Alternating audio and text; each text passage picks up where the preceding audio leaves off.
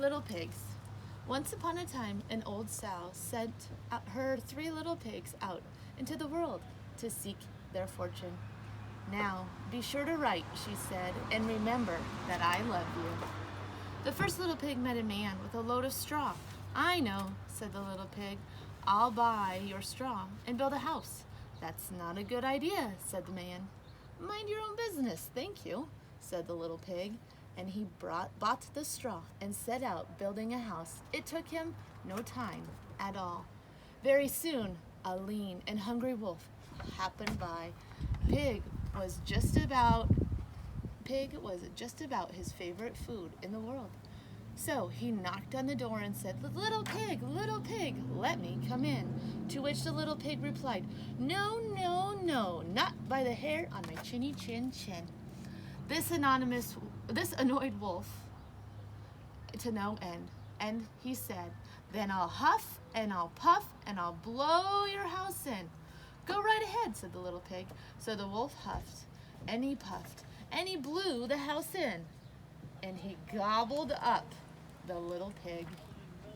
The second little pig met a man with a load of sticks. I've got it, said the little pig. I'll buy those sticks and build a house. I'd think twice about that, said the man. Oh, pooh, said the little pig. What would you know? And he bought the sticks and went to work building a house. Very pretty, he said. No sooner had the little pig settled into his pretty house than a wolf happened by. He was still hungry, and he said, little pig, let me come in. To which the little pig replied, no, no, no, not by the hair on my chinny chin chin. The wolf didn't care for that at all, and he said, I'll huff and I'll puff and I'll blow your house in. Ha ha ha, said the little pig.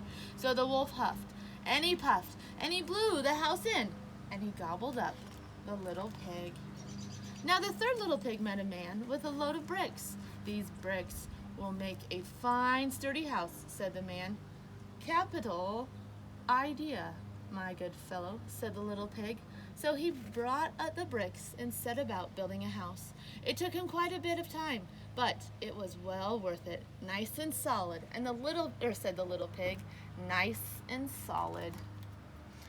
But no sooner had the little pig moved in that he noticed the wolf loitering around.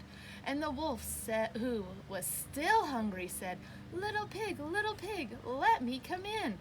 To which the little pig replied, no, no, no, not by the hair of my chinny chin chin.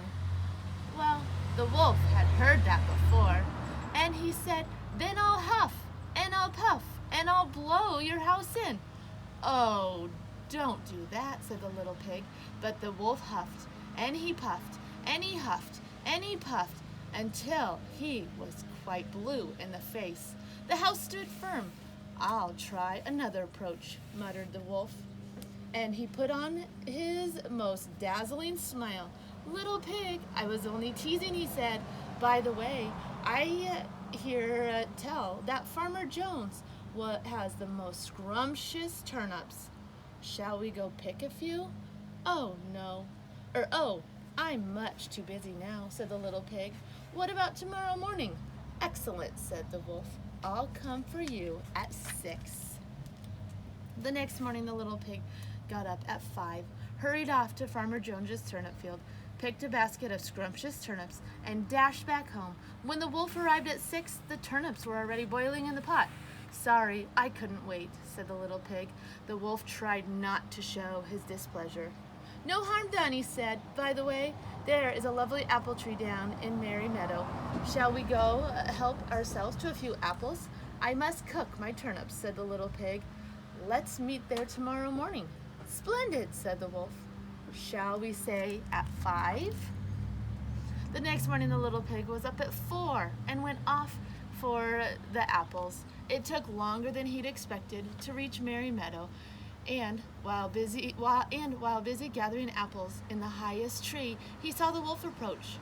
Do try one of these, he called down, throwing the apple as far as he could.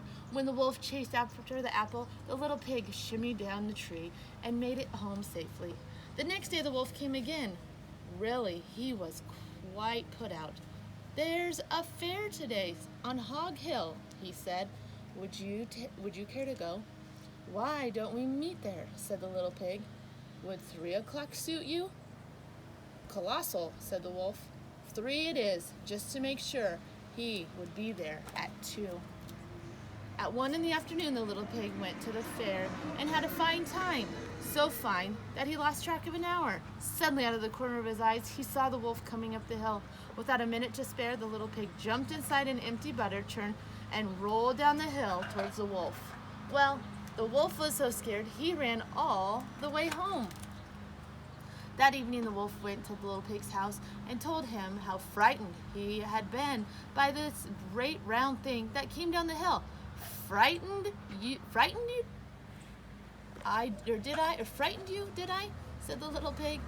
"That great round thing was a butter churn, and I was inside." That was simply too much for the wolf to stand. I've been nice long enough," he cried. "I'm going to eat you up right now." And he climbed onto the roof.